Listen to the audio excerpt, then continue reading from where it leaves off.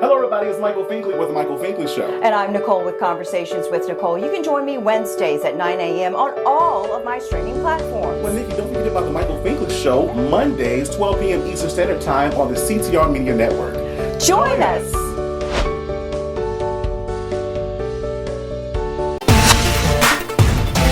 This is Director Ryan Givens on The Michael Finkley Show. And if you ain't tuned in here, I don't know what you doing, because this boy good.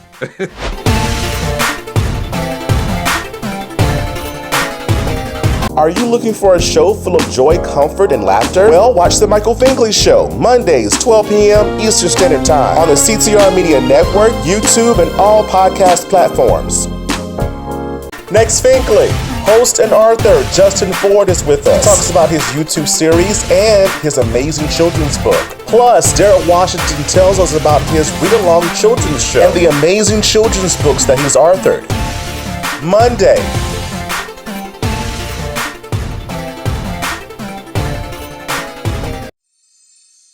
There's a new familiar face this time. Say hello to the new daytime. See it everywhere you go. New and the greatest show. It's no other than the Michael Finkley Show. There is no other. He's like no other. I'm so glad that someone resonates with me. Let's turn it to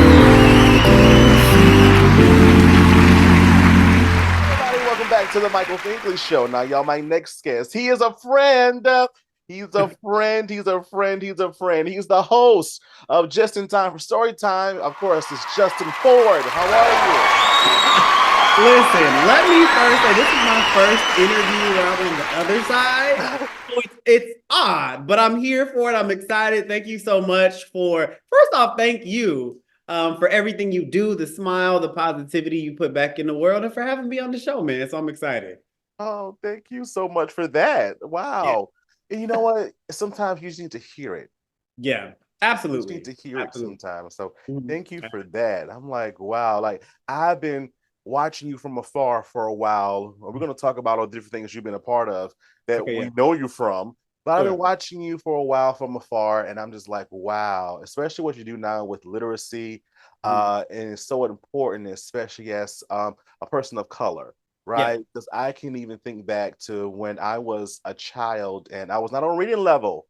And in my profession, I've taught English. I have a whole degree in it. So it's like full circle moments like that. So thank you for all that you do with that. So who is Justin? How would you describe yourself to an individual that you walk down the street? It's like, who are you? Oh my goodness! Describe yourself. What a loaded question. I felt that it was. Ooh, that's deep. Who is Justin Ford? This is when we're taking it therapy. You know, I love it. I am a lover. I'm a friend. I am a brother. All of the son. But more than anything, I think my purpose on this earth is to make a difference. And for those, to use my experience to help those that are coming up. You know what I mean? So I was raised in a very Christian household, like many others. And that really instilled principles in me, foundation in me. But as I got older and really started to develop who I was, who Justin was, and really coming into my own, everybody doesn't necessarily love that. When you come into your own, everybody doesn't necessarily agree with who you're becoming versus who they wanted you to be. And so overcoming those obstacles and really trying to find myself. And, I work, my 9 to 5 is in Alzheimer's and dementia work. So I work in diversity and inclusion and trying to educate people that look like you and I about risk factors of dementia, what that looks like, what that means. Is grandma just forgetful, or does grandma actually have Alzheimer's or dementia? So that's a 9 to 5. It's a hard work. It's very passionate. I've always been a very creative person, whether it comes to songwriting and singing and music, writing books, hard work. So everything that I'm aligned with and do has to make me feel good, and hopefully pumps that back into the world and make somebody else feel seen, heard, and feel good. I love that, right? I love that, because so many people have a tough time describing who they are. That means they're still discovering, right? who they are as individuals, and it's a process. Absolutely. So you said that you became this individual that some persons like and some persons don't. Sure. Who did you become?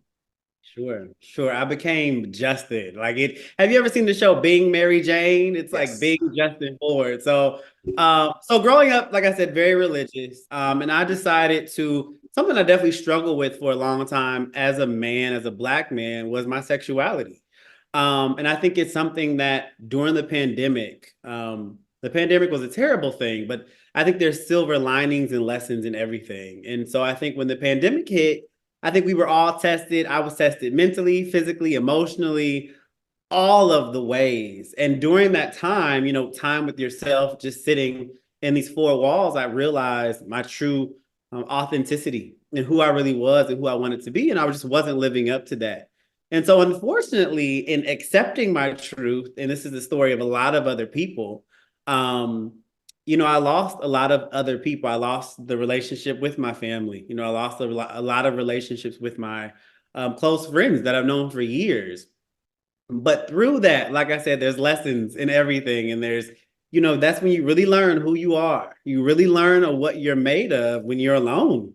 And when you're choosing yourself over the expectations that people have for you and what they want for you and who they want you to be. And I really had to sit there and be like, do you want to be happy? And it boiled down to my happiness. And once I was able to let go of the standards and the expectations that people had for me, I was able to let God work through me, and God, spirituality, whatever you want to call it, greater being, whatever you want to call it. But it freed up so much space to now be able to be this creative person and to really try to be the light that I want to be in the world, because I'm not dimmed by expectation or dimmed by what other people want me to be. I can just be me. And that is really who I am now, if that makes sense. Yeah. Yay, me. Oh my word. But you know what? I think you hit right on the head though, because during that time where we all were literally suffering together, right? Yes. We were all suffering together. It took a toll on all of us. And I feel that we all discovered something about ourselves we didn't already know, or we already knew. And it was like we were so busy with our lives. Now we had to deal with it. Absolutely. Right? Absolutely. Right. For sure. And so it took another toll of us. And I feel that because of that, we're now on another level. And figuring out who you were, right? Yeah. And it's still in present day of 2024. Is it still a process for you? Yeah, I think for me, I'm a big advocate of mental health and therapy and really doing the work on ourselves. I think growing and healing and transforming is a continual thing. I don't think it's something that you start and then you're like, I got it down, because life is going to continue to life. You know what I mean? And so I think for me, you develop tools and you learn how to handle these things when they're happening. But I think the beautiful thing about life is you're always being challenged to grow and to stretch and to be uncomfortable. So I actually don't mind being in a state of like uncomfortability, or don't mind being in a state of newness, because I used to really not like it, but that's where you really find yourself and find what you're made of and find your purpose a lot of times in those moments. So I have it. It's not all the time, but I definitely have those moments where I'm like, ooh, we still growing. Yeah, for sure. How do you keep yourself lifted in those moments? Say that one more time. How do you keep yourself lifted in those moments? My support system.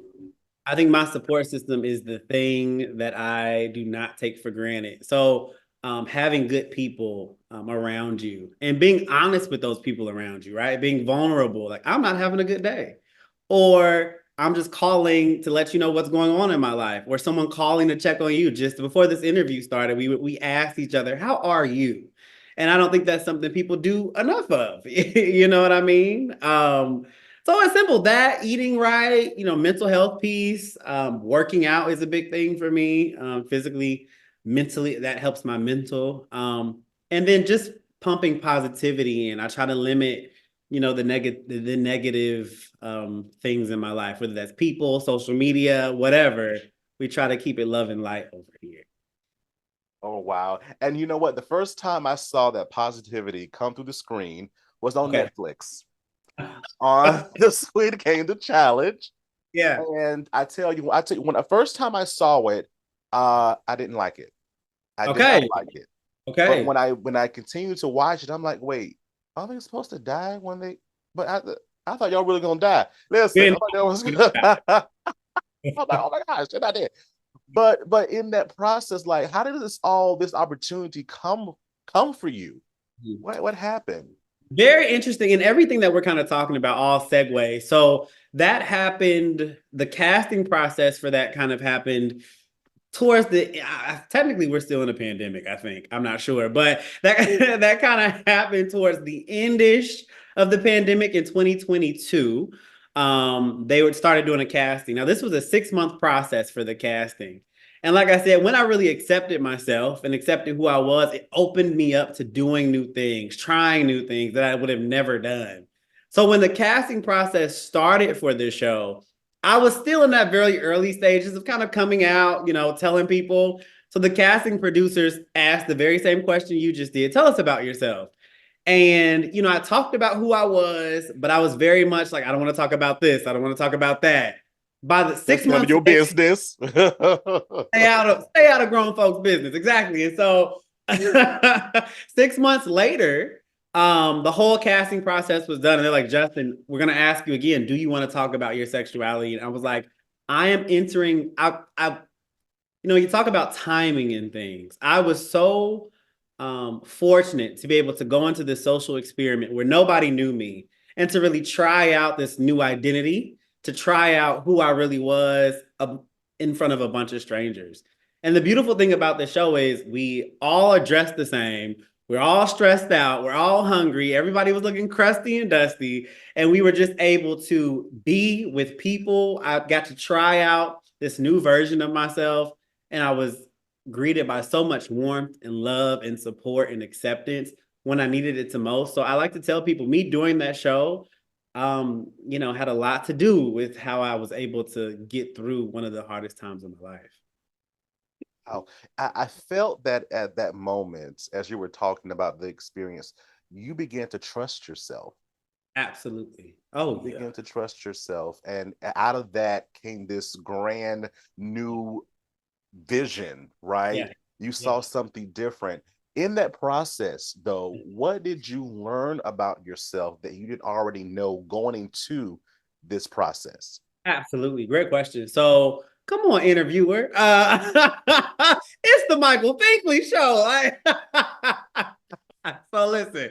So the first game, so I don't know if you've watched Squid Games, the show, we do red light, green light. Yep. And so for those who haven't watched, it's a show where it's a childhood game, but they say red light, you have to stop, green light, you can go. There's the doll that takes you out, all that stuff.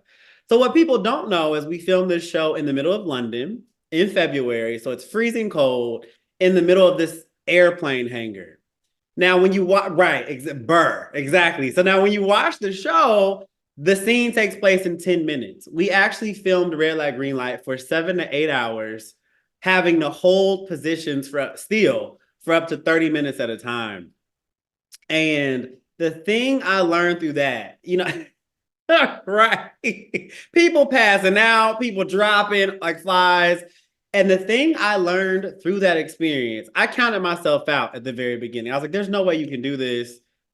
By the end, I was able to do it and complete it. I learned that I can do anything.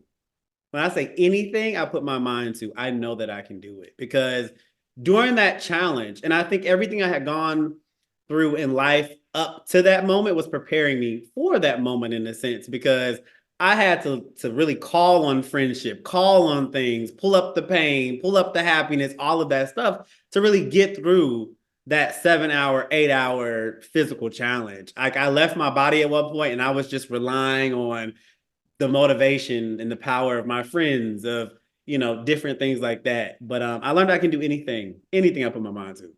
Yeah. And it showed. It showed. What type of relationships were formed? Because, you know, in watching, and it's like some were against each other, some became family. Like, how was that for you overall? Sure. Well, you know, it's 456 people in the show. And then by the time we get to the dorms, it was like 190 people. And the one word I can use to describe the experience was family. I think the beautiful thing about this social experiment was you put everybody in this dorm. We're dressed the same. Like I said, we don't know what each other does. We can't see their social medias. There's no, anything that comes before that. So when you meet these people, there's no television, there's no clocks, there's no outside daylight, there's nothing.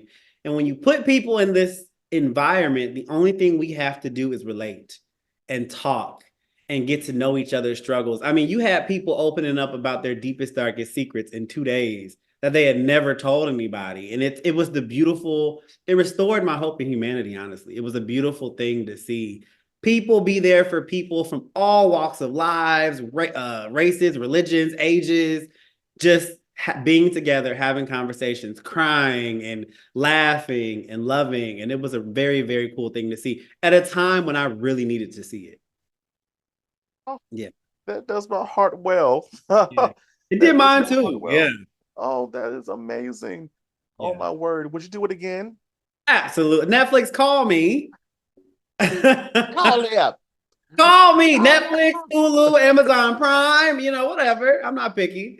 Yeah, I would. Oh my word. Do you still keep in contact with others? I do. Part of the show? I do. So we've traveled together. We've done trips with some of the cast members now, family, friends and family. And we just did White Elephant Exchange for Christmas. So yeah, we keep in touch. Yeah. I love it. I love it. Oh my word. And what I love about you is that you have so many different layers. Now we see you in this amazing series that you interview persons, and the focus is about literature. The focus is about these young persons that focus on literacy, and with Just in Time for Story Time. And it's like, I gotta watch Just in Time for Story Time because I want to learn something in the process too. How important was literacy growing up for you? Literacy was really important for me. I think education was always very important in my household. I'll never forget a moment about literacy that always sticks with me is my grandfather. So he would actually he enrolled in like a book program where you'd get a book every month, and it was about a Black historical figure. And I remember we'd go over, I loved going over my grandparents' house. My grandmother is my best friend. And we'd have to read one of these books. And I remember we'd have to write a little book report after about what we read. And that was an early memory of like reading and writing and learning through the power of literacy. And I think it was great that I was able to see those Black historical figures. So people that look like me in books. But the reality is nowadays, there's more bunny rabbits and turtles in books than there are Black and brown kids. And so that motivation is kind of what sent me on this quest of children's literacy and empowering children. Not that just look like me, but also that don't look like me is equally as important. I love that. And then we're going to segue a little bit more into the book behind you. I See Me. What? Mr. Arthur. Yeah. Get there. I See Me. So this is a piece that is written by you. When we read this book and we indulge it, we know we're reading word for word. What should we learn about ourselves as an individual as we read this book? Because it's fantastic. I got a chance to read it. So what should we learn? Thank you. I think, it's a children's book, but I think it's a book and it's a message that can impact you no matter what age you are. Yeah. Because sometimes the biggest lessons are very elementary, right? And I think we forget that we all have a little child, inside of us that never goes away. No matter how old we get, how many things we accomplish, that child is always inside of us. And the biggest message, this is called, let's see, there might be a shine. I See Me. And you see these beautiful brown kids on the front.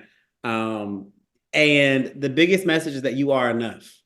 And so you meet the character here, Chance Jackson, and he's questioning his purpose, his existence, his space in the world. And he goes through a series of adventures, and with his family unit and the love of his family, he eventually can learn how he is enough and what that looks like. And then the very cool thing about my book that I love, which makes it kind of interactive and personalizes, is on the very last page, there's a little worksheet that says, what makes you special? And everybody has to fill it out. It says, my name is, I am special because I can, because I have and because I like, and that's a little me over there. But it's full of fun facts, it's full of representation, and I like to say with books, it's windows and mirrors. And I think we've heard this a lot before, but windows, when you look in a book, allows you to peer inside of someone else's experience, to look in the window of someone else's life and see what their experience is like. And then mirrors, I look at this book and I see me, I see myself when I look in this book. And so literacy is one of those things that can have a profound impact on everyone by just turning a page. And I think there's not many things in life that can do that. I think that's why it's so instrumental and important. That was the long answer. And we love it. We love it. As you were talking, it's like your book is a reflection of your show.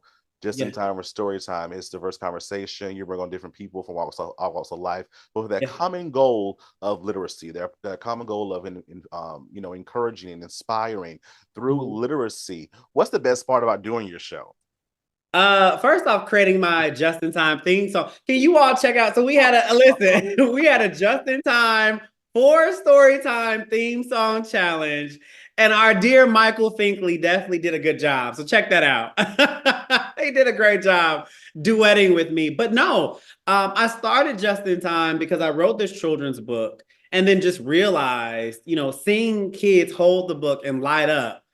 Kids have stories too. Kids have perspectives, and kids have a worldview that's not like ours because they're growing up in a very different time. So it's very cool to talk to kids. What's going on? What's going on in your life? What does it look like? And then let's circle back to children's literacy. I have children. Interviewing the children is the best part, right? So we have them come on the show. They can be interesting to work with sometimes because they're children, but children are smarter than adults at times. So we get to talk, and I've had musical guests. I've had a little girl played her horn. Another girl played opera or sang opera. We've had children that write books and have written their own books and gone out into the community. And it's just such a heartwarming experience. I love kids any day. I want to have a football team one day of my own, but that's a really, really fun thing to see kids just light up when they talk about not video games, not, going to the mall, but like reading a book and writing a book. And how cool is that? And so there's that component. And then there's also the educational component in the sense that, say you want to be a writer, Just in Time for Storytime is also a resource, because when I started writing my book, I had no clue on how to write a book. So I've interviewed illustrators, publishers, authors, so if you want to learn how to write a book, you can also go to Just in Time for Storytime and check out those interviews from people, and they'll tell you how to write a book. So it's multi-purpose there. Yeah. A one-stop shop. Done. Done. Oh my goodness. That's incredible. Find the education, but providing those different resources as well. Absolutely. Amazing. Absolutely. So do you see yourself doing this work in the next 10, 20, 30 years? Yeah, my goal is to, I love what I do, but this is, 9 to 5, but this is where the passion lives. And, you meet a lot of people, and I ask people, like, what is your passion in life? What is your purpose? And you often get I'm not sure, or I don't know. And I think this is really my passion and my purpose. And I think everything that I've been through prior, that we kind of discussed, has also prepared me for this and prepared me for what's to come. Like I said, I'm not for sure what's to come, but I know I'm on the right track, and I'm just leaning into that, So yeah, so a lot of great interviews to come. I've had great opportunities like being on your show right now, all because of an idea I had to write a book. And I think it's amazing of what's happening. So we'll see, man. Oh, amazing. Keep going, please, because someone needs you. And what I always say is that you never know who's watching, right? Yeah. You know who's watching, that young individual that's looking at you and say, I want to do what they do one day. Yeah. Right? They can do it. I can do it too. So we always have to leave by example in that, right? Because again, you never know who's watching. So I love talking about dreams. I wrote a song about it. I love talking about dreams. Do you think that you're living in your dream now? Do I think that I'm living my dream now? Ooh, good question. Now that when you didn't. Ooh.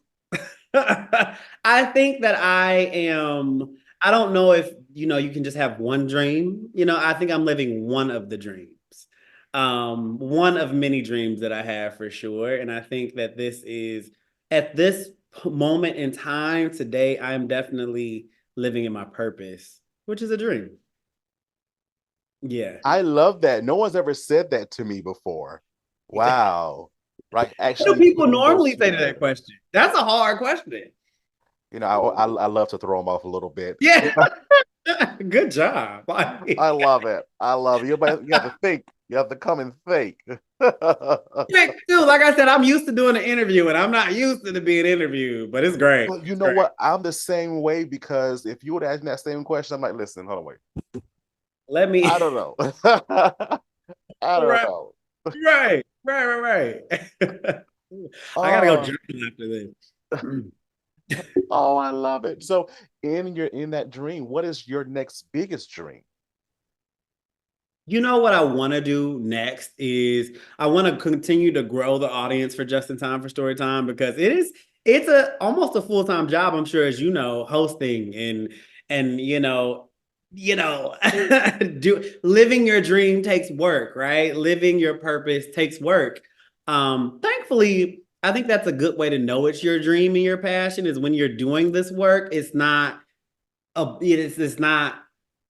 a hassle. You know what I mean? It's like, yeah, I can work all day on it, but I enjoy working all day on it. So I want to grow this. I want Just in Time Live to come to fruition where we can go to schools and we can put that on and we can do that in schools and businesses and companies. I think that's the next step. So we want to, get into schools, get in front of bigger groups of kids and show them what's possible when you see yourself in a book.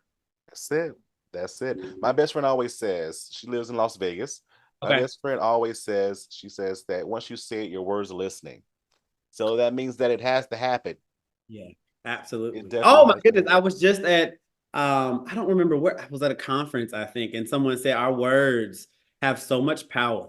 You know what I mean? And what we put out there has so much weight and power.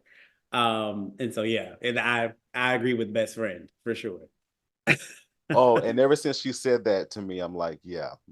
First of all, I'm Yeah. stealing it, stealing it for the Yeah. show, but I'm using it.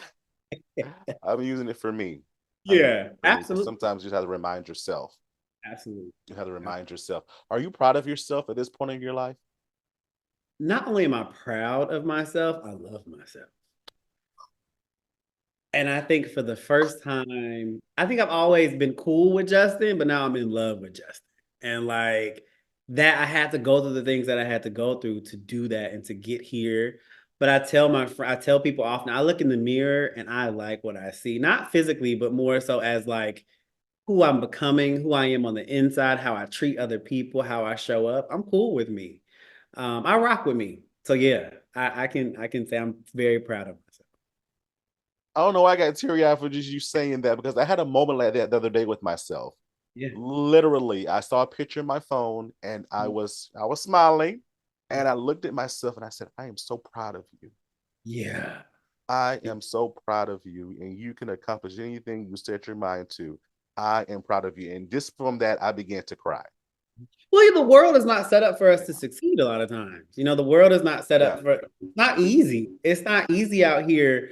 And we have so many decisions to make every day, that can change our lives, that can impact ourselves, the people around us. And how we show up in the world, how we handle those low moments really determines what we're made of and who we are. And I have a picture. My grandmother gave it to me, but it's a picture of me when I was like 5, and it's the one that's in the book. But I look at that little kid every day, and I don't want to disappoint him. You know what I mean? Because in that kid, he was innocent, and the world was full of life. And, the world can really beat up on us and beat us down. Mhm. And so we have to, like I said, that little kid, I want to make him proud. So I do that, and it's a very real thing. Oh, make him proud because he's still Yeah. there. He's still there. Make him proud. What do you want that dash to mean? When everything is all said and done and we're resting in our final state, what do you want your dash to mean? Ooh, what a question. I want it to mean that's a hard one, man. I want it to mean love. I want it to mean life. I think a part of living is to enjoy life for ourselves, you know what I mean? But to also make this world a little bit of a better place when we're gone. So I want that dash to, I don't know if it's a meaning, but it's more so I want, when my work is done, I want the world to be in a little bit of a better place than it was if I wasn't here. If that makes sense. That answer the question? Makes perfect sense. Okay. That makes perfect sense. I could have said it better myself. Oh my word. Words to live by. Words to live by. So how can the Think Fam once more, how can we watch Just in Time for Story Time? When does it come on? Just in time. Listen, because I was literally listening to the song before I logged on. Oh my gosh, I'm in love with the song. And how can we purchase the book, I See Me?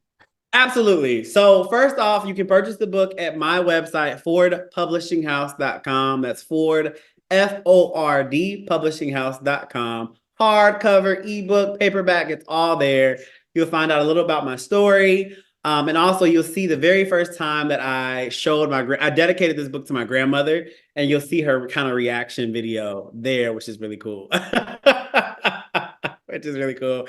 And then Just in Time for Story Time is on YouTube. It's a YouTube show. So I'm trying to be like my guy, Michael here. And you are an inspiration, just so you know. When I saw you doing your show a long time ago, I was like, I would like to do that one day. And so you don't know, but you're setting a blueprint for others too. And I appreciate that. But Just in Time for Story Time on YouTube, Just in Time for the number 4 Story Time.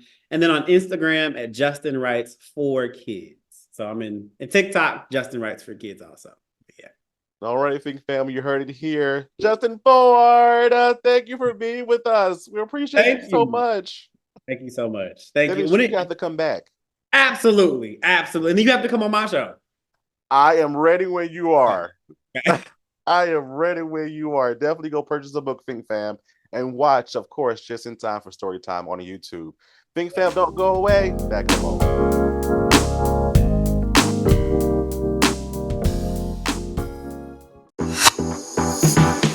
It's LaVon Lewis from the Queen's Court on Peacock, and you're watching The Michael Finkley Show. On the next Michael Finkley, to start off our brand new segment, Your Vote Matters, we are interviewing Miss Oglerita Davis White as she talks about why she should be re-elected for Marion County School District, District 7. Don't you dare miss the next Michael Finkley Show. Hello everybody, it's Finkley from the Finkley Experience. We're an educational consulting firm that specializes in first-generation education. So we assist students with their college and career endeavors. We train school administrators on the state of first-generation students. And also, we partner with colleges and universities to assist their first-generation population for easy transition from high school to college. So if you're looking for a presenter or a speaker that presents on these topics and so much more, visit our website at thefinkleyexperience.com and learn about all that we do. We're looking forward to working with you. Hi guys, welcome to Awaken. We wanted to serve the city of Mullins. We are church owned, and we felt like a coffee shop was such a huge need in the city of Mullins. There's nowhere for people to just come, get a cup of coffee, sit with friends, maybe do some work on the laptop. And so we feel like it was a service that we could give back to the city. Well, our hope is that people will feel calm, that they'll feel welcome, that it'll be a place where they can come and just clear their mind. We come here twice a day. That's how good their smoothies, their coffee, their lattes, frappes, delicious. I would love the atmosphere here. If I had time to come and just sit and relax, I would. It's awesome. One thing that I really love about it being here is just the cozy environment. It's so inviting. I can come in here and I can get my schoolwork done, a good coffee and a good meal. But I'm just really thankful that they're here and that I have a good place to go.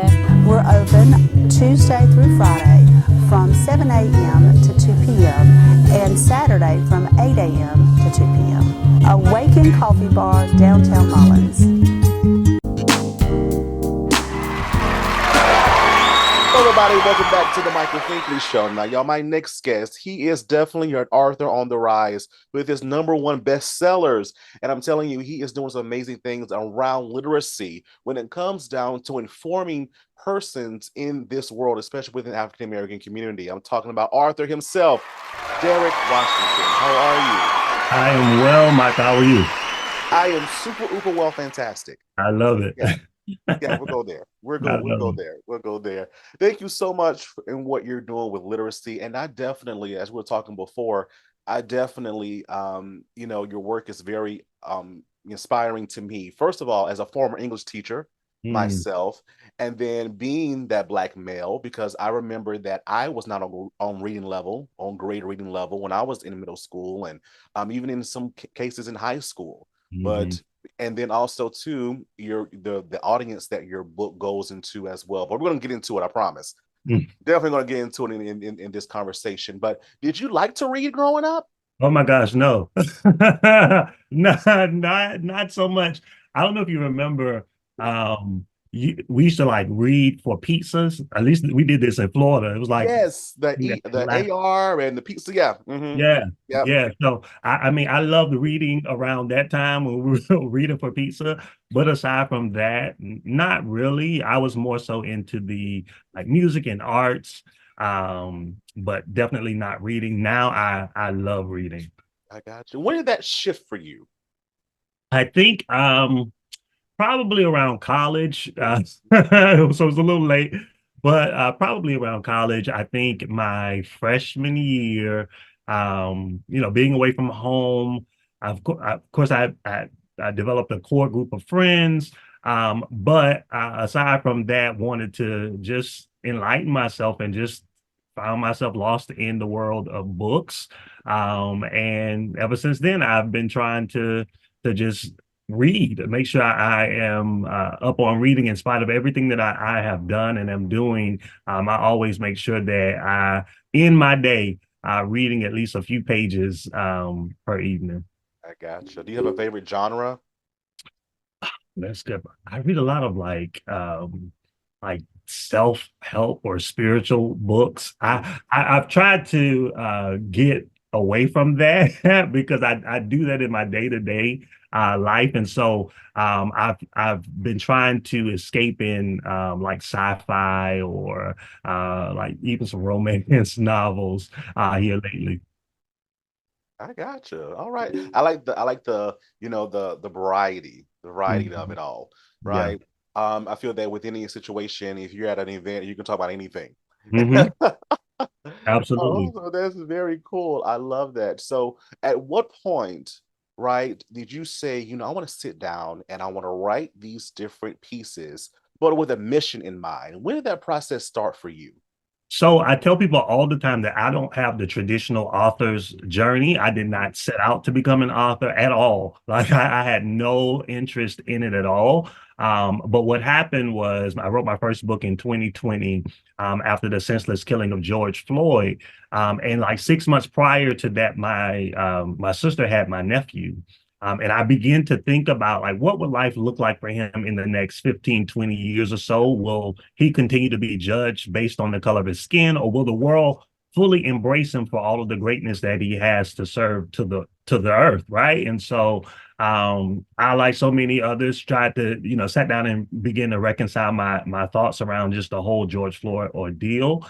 And I just wrote, and then I ended up reading what I wrote to my sister the very next day. It kind of morphed into a poem, and she said, "You absolutely need to turn this into a children's book." And I'm like, I don't know about that. But I ended up reading it to a few other friends, and they literally confirmed what she said. And so, like I said, I don't have the traditional author's journey. My book was written, illustrated, and released in 30 days, which is really unheard of in this space. And so, yeah, I don't know. I guess it clicked in 2020 after the George Floyd situation, and ever since then, I have really been thriving in this space. I aside from my children's books, I journal. I find myself just trying to, kind of stay abreast of any thoughts or ideas that I have, and just jot it down on paper. I gotcha. And it's amazing because that was around the time of the pandemic as well. Mhm. And it's amazing how many, even though these things happened, they were negative, but a lot of positive came out of it. A lot of things were birthed Yes. from this thing in life, right? This event in life. And so I feel that the traditional is out the window now. COVID taught us that. There's no Hmm. more things. I feel there's no more tradition, but it's just let's just do it, Let's right? just do it, Let's right? just 'Cause do it. you really have to be willing to like embrace the moment. And like I said, I feel like I honestly feel like it was kind of ordained for me to write that book. Had I not wrote the first book, which is called Son You Matter, um, like God knows, I believe that the opportunities that have been afforded to me would not have happened had I not written that book. Attorney Ben Crump, who was the attorney for the Floyd family, Yeah. he caught wind of the book and began to push it throughout his social media. Michael Jackson's son, Prince Jackson, caught wind of the book, and he allowed me to take over his social media accounts. I've had the opportunity to meet so many wonderful people like yourself. And again, like had I not written the book, who knows if I would have ever had those opportunities presented to me. My goodness. Yeah. Wow. Just from a thought, right? Because you were actually thinking in the future what my nephew's life would be like, and you just started writing, And I just right? started. Just started writing all from a thought. Now, can Yes. you tell us about this particular book, Son You Matter? Because it still matters in 2024. Absolutely, absolutely. So Son You Matter, again, written in response to the George Floyd killing, but is essentially about a father and son, a son 7 years old. His name is Ahmad. He loves ice cream like so many other kids, but also idolizes his father. They have a very, very close bond. And so they go throughout what appears to be a normal day. So the father drops Ahmad off at school and promises him his favorite ice cream once he picks him up from school at the end of the day. And so he picks him up, and they are on the way to the ice cream parlor. They are stopped unjustly by a police officer.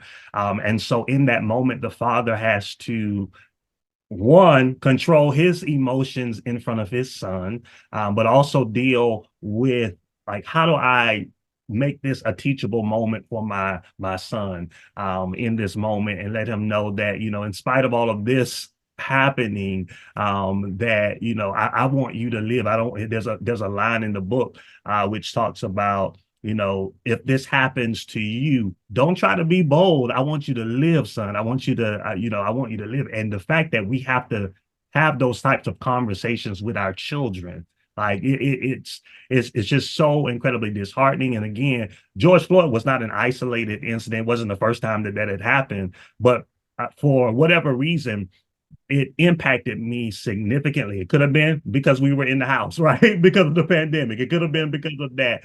But it impacted me significantly, to the point where I had to release this book. And it has been used as really a catalyst to have those types of discussions with with your children, or with young people. And so I'm so incredibly appreciative of that. And the conversation continues, right? Absolutely. The conversation continues in this book that you've written for this audience, right? Because Mhm. again, persons that look like you and I are affected by what you've written. What did you learn about yourself in the process that you didn't already know? Hmm. Wow, that's a great question. I think I learned that I love children. I love this space. Like I have a niece and a nephew. I have tons of god kids. I definitely have played a tremendous role in their lives. But at the same time, I think that I developed like this newfound interest in creating space for children to be their most authentic selves, and to thrive. So I do my books. I have this YouTube series called Storytime with Uncle Kobe, where I'm really pushing and promoting literacy, primarily from authors of color who may not have a platform to share their works. And so it's providing them exposure, but also providing a space to cultivate learning for young people. And so I think more than anything, in writing this book, it just really created this newfound zeal and fervor for all things youth and young adults, so specifically children of color. That's amazing, Derrick, because I must say, we live this life and we think that we kind of have it figured out a little bit, right? We know our gifts, we know our strengths, we know our talents, but then that curve comes like, well, I like this now. Yeah, right. I'm invested in this now, and the feedback is good for this, and it makes me feel good while I'm doing this. And so I feel, as I'm hearing your story, that this has happened to you, correct? Absolutely. And like my advice for anybody that's, kind of going between like, oh, well, I like this, but I'm, starting to develop an interest in, in this, is don't be afraid to pivot. Don't be afraid to be flexible. I think that, as human beings, we should always be on this journey to learn new things and to try new things, right? So yeah, that is exactly the space that I am in. I am loving it. I've gotten so many positive responses, both from parents and from young people, as a result of the work that I'm doing. And so again, I'm just so incredibly grateful. Do you think what you do for children in literacy through your books, through your amazing YouTube series, do you think that it not only affects children, but adults as well? Oh, absolutely. Absolutely. Like I said, with the book, Sunday Matter, it's been used as an opportunity to have conversations that, parents, that's a tough subject to approach, right? What happens when you are stopped unjustly by a police officer? And oftentimes parents don't have the words to begin to start those conversations. And so the book has really, again, been a catalyst for those conversations, not only between parents and children, but also in schools, in youth groups. It's been used as a tool to begin those types of conversations. And I think the other thing that parents, I feel like, can get, at the end of the book, I don't want to give it away, but I'm going to go ahead and give it away. At the end of the book, we find that everything that the father has been instilling in the character Ahmad, his son, it is now being used. Ahmad now uses that teaching and those affirmations that the father instilled in him. He now uses that to encourage his father, because like how would you feel if you're stopped unjustly by a police officer in front of your child and you're treated with blatant disrespect, right? And so it does something to your emotions, right? So yeah, the son shows, hey, I've been listening. I've been listening to those affirmations. I've been listening to you speak over my life, and now I'm going to speak into your spirit as well. So what a message we need in a day and time like this. So I encourage you to keep going, because you're needed. You're not only trending, but you're needed, and that makes a difference. Next? What's next? So will we get more books? Will we get an entire television show? What's next? Speaking, sir. So yeah, I wrote a special little girl for my niece who was autistic. So that's my newest book. I wrote that in the latter part of 2022, and have really been just promoting that. It's about a young girl who has autism. My niece was diagnosed with autism at the age of 4. She's 12 now. And I wrote the book because I had a situation or observed a situation where my niece, I attended a gymnastics class with her. And at the end of that class, I saw the instructor award every student with an award except my niece. And she may have needed some additional support, but she was still able to get through every task that, was given to her. And so what made matters worse was when we got home, my niece was not incredibly able to articulate her emotions, begin to replay a cartoon over and over, which talked about how bad it feels supposed to be left out. And so it prompted me to write this book, as well as bring awareness to autism in communities of color and the disparities of diagnosis in these communities. As I mentioned, my niece was diagnosed at the age of 4. That's late.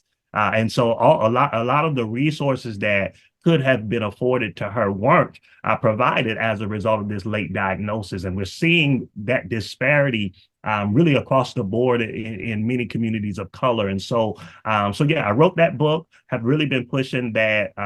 But in addition to writing the book, at that evening when I began to write the book, I also researched organizations that focus on working specifically with children of color that have been diagnosed with autism or other neurodivergent disorders, and found that there was only one organization that based out of Detroit that really focused on supporting children of color. And so I was like, yeah, that can't happen. And so I ended up launching Friends of Zion, which is a nonprofit organization. I launched that in May of last year, named after my niece Zion, but we are an organization that seeks to conduct research as well as provide resources to children of color and their caretakers, because oftentimes we look over the caretakers. So, and their caretakers, and ensuring that they have the support and the resources that they so desperately need. And so really pushing the organization. As I mentioned, we do story time with Uncle Kobe that airs on YouTube every Monday night on my YouTube channel, featuring many diverse authors of color and their work. And we talk about a number of different themes, everything from leadership to how to overcome fear, how to be creative, and how to use your imagination. I like to say that it is, I don't know if you remember Reading Rainbow, but it's real Reading Rainbow-ish. Oh, So yeah, doing a lot, really trying to push this message of, the disparities of diagnosis in autism in communities of color, as well as promoting literacy everywhere I go. I love it. I love it. Continue. Because like I said, you're needed. With all that you do, right, within this realm and what you discover about yourself, what is your next biggest dream? My next biggest dream, it would probably be to really push this foundation from a national level to an international level, because as I've been doing interviews and talking more about the organization, I've gotten a lot of emails from places outside of the US which talk about, are you all in, our region? Are you over here? Or are you over there? And so I really want to really cultivate and grow this organization. I have a couple of books that I'm working on, and so really trying to push that. But I want to really be a voice in this children's book space. I think that well, the stat says it's less than 11% of books, children's books that are released have characters of color as the main character, and less than, I think the stat was about 5% of those books, of that 11%, are written by authors of color. And so there is room for us, right? There is room for us to really thrive in this space and really tell our stories from an authentic perspective. And so yeah, that would be my dream. Keep dreaming, because my best friend always says, right, once we say it, our words are listening, so it has to happen. Yes, it definitely has to happen. So Derrick, please tell us, how can we order your books? How can we get our hands on it? Yes. And again, when and where can we watch your amazing series, Storytime with Uncle Kobe? Yes, so you can grab my book from my website. It's thejacobywashington.com. If you order from the website, you actually get signed copies of the book. The books are also available on Amazon, Walmart, Target, wherever books are sold, really at those major distributors. And then Storytime with Uncle Kobe airs every Monday night. Y'all make sure y'all check it out rather. every Monday night on my YouTube channel. It is I Am D Jacoby. Check it out. It airs every Monday night at 7 p.m. And then certainly please follow me on IG. I'm at D Jacoby. On Facebook, Derrick Jacoby Washington. And like I said, you can stay abreast of what's happening on my website, djacobywashington.com. All right, Fink fam, you heard it here. Definitely go support, buy, support, watch, support, and tell somebody else. Thank you so much, Derrick, for the work that you do with everything that you do, because you are making a difference. Thank you, Michael. You are making a difference. Thank you so much for being with us today. Thank you for having me. You're so welcome. Fam, don't go away.